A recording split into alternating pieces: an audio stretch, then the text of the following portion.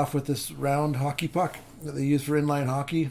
I've made my adjustments I need over here in Lightroom. So now we'll just right click and edit in Photoshop. I've already got it open in Photoshop, so we'll just go straight over there.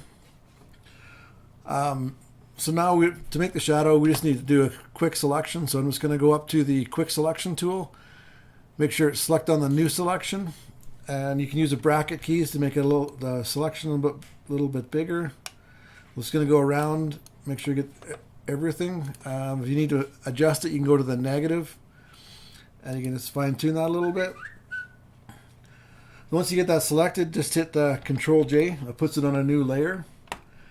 Then go back to your background layer and let's go to this little icon here to put a layer in between. Go back to the first layer and Control click on the layer. That'll make that active again. Now, a shortcut to put the shadow in is just have this selected. You can see the marching ants going around it. Select the layer that you want, and then if you go over here, the foreground color is black. So if you go Alt, Delete, it fills our background color with the black, which is pretty handy. Then Control D to deselect. And now we can turn off our background layer because we don't need it anymore. And to make the shadow actually show up nicely, the easiest thing to do is to go to Layer, New Fill Layer, Solid Color, and you can just call this background, so you know what it is. And we want to make that white just to keep it easy. Click OK. So we notice we got a little bit here on the bottom, but that's okay. We can use that to our advantage a little bit later. So we're going to click on our what we're calling layer 2. I was going to call that shadow, so it's easy to see. Now we need to manipulate this to create our shadow. So it's Control T, brings up the box, and we can just squish this down and then drag it over. A neat thing here is if you right click inside the box, it brings up all of our transform tools, so we can distort it and skew it and however we want. So if we want to distort it a little bit, we can pull this up a little bit.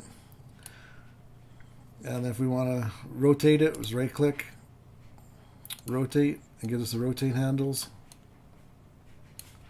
You can just right click,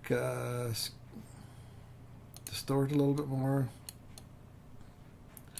Because we got the light coming, you see light coming in this way, we obviously know our shadows have to go off this way. So depending on how high that light was, we can just play around with that a little bit. So that looks about good. Because it's on its own layer, we can play with it more later when we want to. But right now that's a little too dark, so we're just going to go to opacity, take that down to about 65. Let's make that 65. And then we need to get rid of the sharp edges, so we're just going to go up to Filter, Blur, Gaussian Blur. And it's kind of just by feel, but we're looking at probably around 60 looks like a good number there. And to make this look a little bit even more believable, we'll go down and create a new layer. We'll call this Anchor. What we're doing with this one here, with this layer here, is just going to hit B for brush, and we're going to paint with black. And we're just going to go right underneath here. And if you went a little too far, that's no big deal. Just hit X to switch to the foreground color, and you can kind of fine tune it a little bit. And Control Z if you delete a little too much. Okay, so that still looks a little bit unbelievable. So what we can do that is just go Filter, Blur, Gaussian Blur that. We won't take that one quite as far though. About maybe 25 is a good number. And then we're going to do the same thing with that too. We'll take the opacity down. And of course we can use the V tool to move that around. Move the anchor around. Blend that down a little bit more. You can use Gaussian Blur.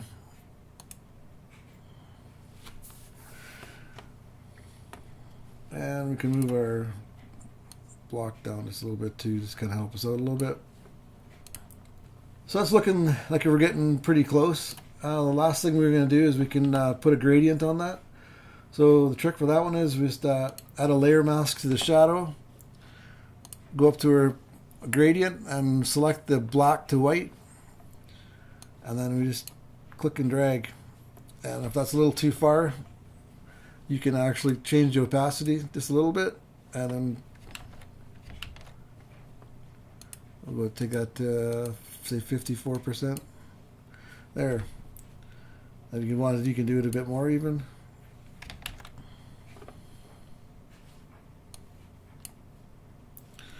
And that gives you a nice shadow.